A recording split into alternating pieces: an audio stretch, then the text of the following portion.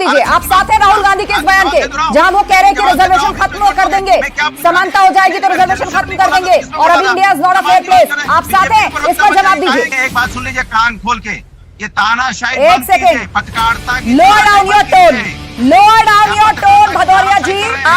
आपसे पूछा जाएगा जापान तो आप जाएंगे चीन।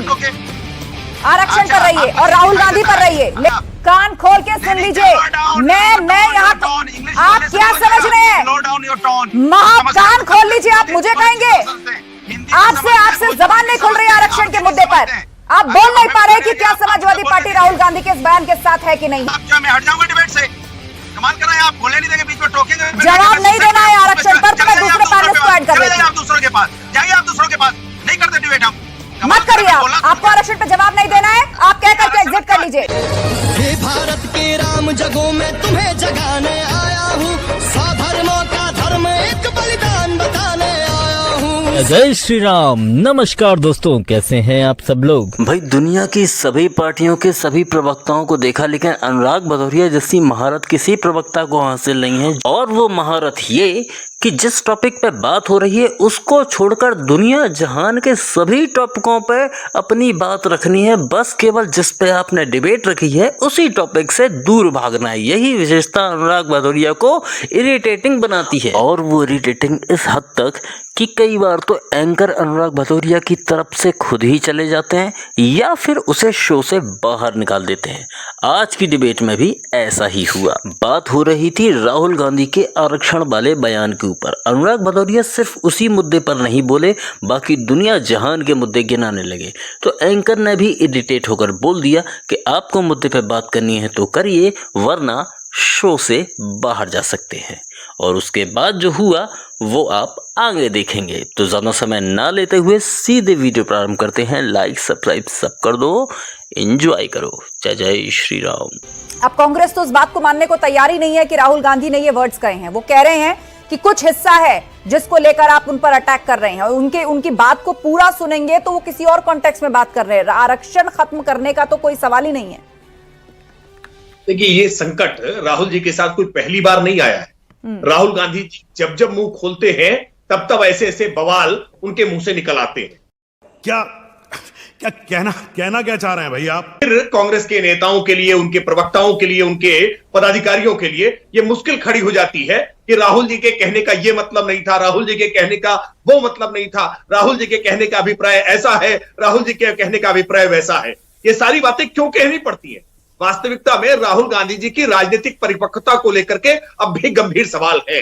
जब वो अपने किसी राजनीतिक गुरु के द्वारा दी गई स्क्रिप्ट को पढ़ने का काम करते हैं और उनकी अपनी आंतरिक सोच जो है, इन दोनों के बीच का कॉन्फ्लिक्ट होता है और एक ऐसी बात निकल करके आती है जो कांग्रेस के लिए या देश के लिए हजम करना बहुत मुश्किल होता है। फिर कांग्रेस पार्टी अपनी चाटुकारिता की राजनीति के नाते राहुल गांधी के इनडिफेंडेबल बयानों को भी डिफेंड करने का प्रयास करती है। मैं अनुराग भदौरिया जी को चर्चा में लाती हूं। अनुराग जी, आज देश के गृह मंत्री अमित शाह ने राहुल गांधी पर सीधा हमला बोला, मुख्यमंत्री योगी आदित्यनाथ ने सीधा हमला बोला, और गृह मंत्री ने इस बात को दोहराया कि जब तक बीजेपी है आरक्षण को कोई छू भी नहीं सकता। अब बताइए, संविधान खतरे में है, आरक्षण खतरे में है, ये सब चुनावी मैदान से कहा गया, और विदेश की धरती पर जाकर राहुल गांधी का ये बयान, अब बीजेपी हमलावर है। देखिए, Bharatiya Janata party ST SC OBC का रिजर्वेशन खत्म करना चाहती है, उनका हक खत्म करना चाहती है, इसीलिए लेटर भर्ती निकाली थी। इसका उससे क्या लेना देना? हमने हंगामा काटा, हम लोगों ने हल्ला मचाया, तब जाके प्रधानमंत्री जी के समझ में आया कि नहीं तो गड़बड़ हो रहा है। जो भारतीय जनता पार्टी अपने देश के साथ सच्ची नहीं हो, दूसरों के साथ क्या बात करेगी? 45 लेटर भर्ती अभी किसने निकाली थी? अपने विचारधारा के लोगों को भर्ती करना चाहते थे, आईएएस लेवल की पोस्टिंग बनाना चाहते थे बिना एग्जाम के, एसटी एससी ओबीसी का हक मारना चाहते थे, तब कहां चला गया?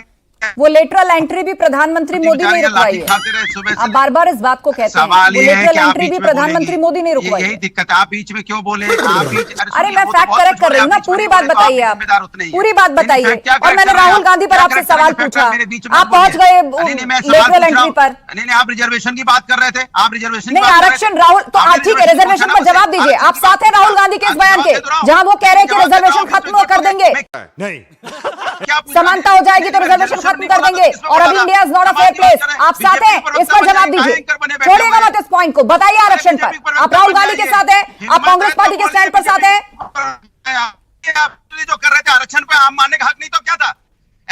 ओबीसी इसको किसने रुकवाया? लेटरल एंट्री को किसने रुकवाया? ये भी बताइए। रोड पे आके किसने हल्ला मचाया? किसने हल्ला मचाया? प्रधानमंत्री ने रुकवाया। हल्ला तो आप बहुत से मुद्दों पर मचा रहे हैं। अरे प्रधानमंत्री जी तब आए हल्ला उस पर मचाएंगे जो अमेरिकी सांसद है इलहम, जिन्होंने एंटी-सीए कैंपेन चलाया था अमेरिका के अंदर भारत के खिलाफ। अरे हल्ला उस पर मचाएंगे जहां राहुल गांधी कह करके आए हैं कि गुरुद्वारों में सिखों का जाना मुश्किल हो जाएगा, ताले लग जाएंगे। कैसी परिस्थिति है भारत के अंदर? बोलेंगे उस पर हल्ला? आपने बीजेपी का एजेंडा चला दिया, सब बोलना शुरू किया, आपके पेट में दर्द होने लगा।